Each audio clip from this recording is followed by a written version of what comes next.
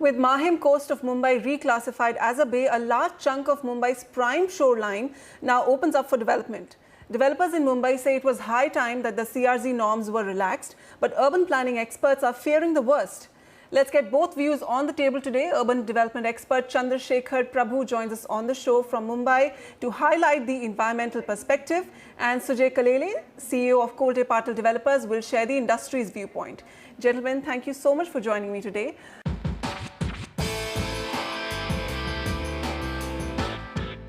Sujay, let me begin with you. Mahim Coast redefined the CRZ belt, the radius reduced from 500 meters to 100 meters. How is the developer industry, the developer community in Mumbai viewing this development? Well, it's a welcome move, more from the perspective that, this is an area which is already densely populated. There are buildings which are already inhabited by people. When they were built decades ago, there was nothing called as CRZ, but because of the rules that came into being post those buildings coming up, the redevelopment of that entire Dadar, Mahim, Matunga belt has been held up because of the CRZ. So that will only make sure that the people who are already staying there get good quality of life while also unlocking some amount of land potential, which ultimately will result into moderation of pricing. All right. So, Mr. Prabhu, as an urban development expert, what is your opinion on how the Maharashtra Coastal Zone Management Authority acted by redefining the Mahim coast as a bay? Do you think there was a genuine need to do this? First of all, let me clarify a few things. A, the Dadar Mahim area, it's only 500 meters which is affected by the CRZ zone. The remaining part of it was never affected. So to say that the development was strangulated or stopped because of CRZ is a myth, because that beyond 500 meters, you should have seen all the development happen. So that's not true. Second is, in the Bombay's experiences, as and when more development takes place, the rationalization of prices happen. Development has happened. Bombay was 1 FSI, then it was increased to 1.33, then it was increased to 2, then it became unlimited, and so on. The FSI kept on increasing, lot of square feet was built. Never have the prices come down. So the concept of rationalizing, or if there is more, this is relevant for Pune, Nashik, Aurangabad, wherein you can grow on all sides. Mumbai, it doesn't happen because this is an island and prices keep on increasing, however much you add to the housing stock. So both these things are untrue, incorrect. If my student were to mention that in his paper, I would fail him. So that's one thing which one should understand. Now, coming back to the concept of what is a bay and what is sea. To me, anything that faces a open waterfront leading to the sea is sea. And hence, 500 meters have to be classified as CRZ anyways. If Worli Sea Face is a sea, if Haji Ali is a sea, then Dadar is also a sea.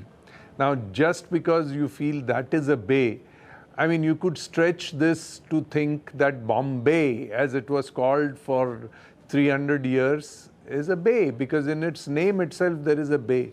Hence, the whole of the city should be out of the CRZ because it is called a bay. But are you fearing that this could set a wrong precedent for other areas? We also have Chowpatty, Kafpure, Churchgate, parts of Malad.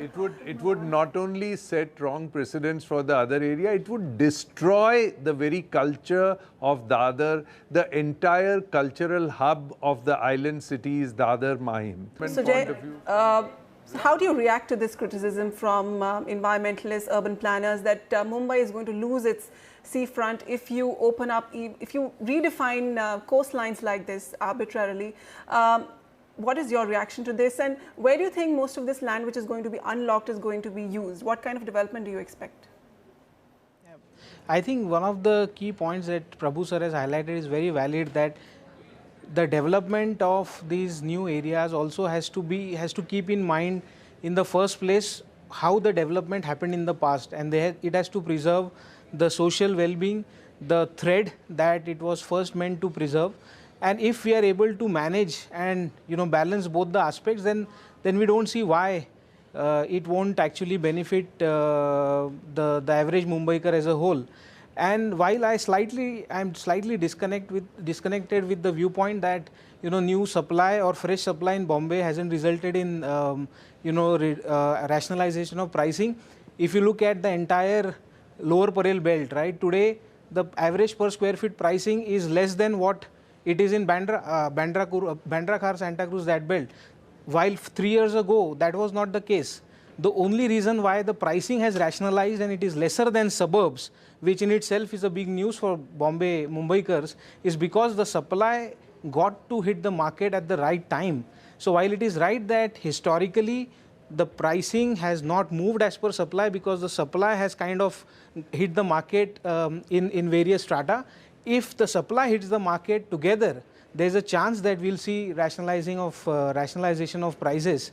But absolutely, as far as the cultural heritage, preservation of history, preservation of the social thread, the fabric goes, I think it's possible, and it has been proven with so many schemes. If you just purely compare the coastal protection norms that India as a country has with some of the Western countries, we still believe that there is a merit in balancing the need of urban development and the need for preserving the coastal norms. Balancing all aspects, Mr. Prabhu, a lot of these areas where there are a lot of old slum clusters, old dilapidated buildings which are potential projects for redevelopment. All of those also get stalled because they come under restrictive CRZ norms. Do you feel there's a need to revisit them, with this redefinition of the Mahim Bay? A lot of slum redevelopment can happen. That could be a big positive. What's your perspective on this? No, slum redevelopment in any case in CRZ areas under the new gazette has been permitted. So it is not an issue whether slum redevelopment, if you make it a bay then it will happen, and if you don't make it a bay then it won't happen. It's not like that. Under the new guidelines which were issued by the Environment Ministry, if the slum redevelopment in these areas have to be there, any of the areas which fall into coastal regulation zone, there are certain norms which they have to follow, and if they follow it, that is possible.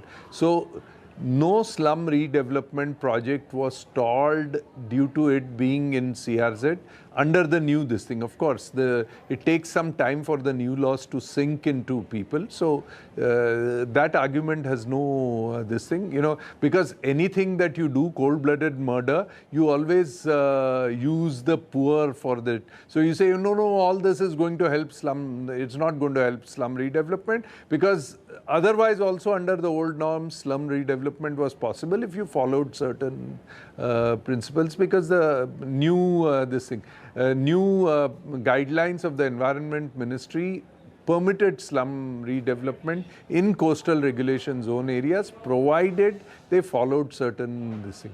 Now the issue is whether you want to follow that or you don't want to follow that, and by removing it outside the purview of the CRZ, you will not follow it at all. So that argument doesn't have any this thing. Secondly, with regard to rationalization doesn't mean you compare Lower Parel with Bandra, and so each area has its own dynamics of growth in prices, and Lower Parel prices should be compared with Lower Parel prices, not with Bandra prices. If Lower Parel prices at any stage showed a downturn, then I would say that certain rationalization has happened. There has never been a downturn. You are having flats being sold at 40 crores and 50 crores. Now the question is, who buys that? That's another issue. But when the mill lands were given, I mean, unfortunately the memory is very short. If you go into your own archives and take interviews of people when Lower Parel was being developed and when the mill lands were being released, they said the moment you release the mill land, you'll see that Lower Parel will provide affordable housing to people. Has it been affordable? 40 crores or 10 crores? Sujay, do you feel most of the outcry on this issue is because we expect that most of the projects that will come up in this land which is unlocked are going to be premium projects? Well, if you take into account, if I just further the Sir's argument of the new DCR, I think as per the new development control rules released in January, February, 20% of, if your plot area is actually more than 4,000 square meter, 20% of that also now has to be reserved for EWS and handed over to MHADA. So I don't see actually why, as Sir rightly said, every location has its own dynamics. So if a particular plot of land is facing the sea, it will be premium. If a particular plot of land is constrained by views or whatever XYZ other planning constraints, you will see more affordable or more 2-bedroom, 3-bedroom kind of thing. So it's not as if that a Lower Parel or a Dadar doesn't have 2 bedrooms. Like it has 5 bedrooms, it has also 2 bedrooms. Like it has 30,000 rupees a square feet, it also has projects which are unable to sell at 18,000 rupees a square feet. So I think overall, to say that blanketly only premium housing projects will be done, I think that's a blanket statement. Already we have 20% reservation for EWS that we have to hand over to MHADA. Unfortunately, that also applies to redevelopment of societies, where as a redevelopment doing redevelopment projects, we also have to have independent building of 20% EWS. So even if I do a 4-bedroom, which hypothetically I am able to sell for 20-30 crores, in the same complex I also have to do 40 square meter apartments, which I have to compulsorily hand over to MHADA. So I think government is trying to balance the needs for all the interested parties by relaxing something, by making sure compulsions are coming, reservations are coming in. But broadly again, I think one point, it has to be uniform. It has to be uniform across the thing, and we cannot have selective policy making just for a particular belt. Okay. All right. So Sujay Kalele, Mr. Prabhu, thank you so much for joining me today. So there you have it, Mumbai's coveted coastline. You need to toe the line between development and preserving Mumbai's water bodies and its prime coastline.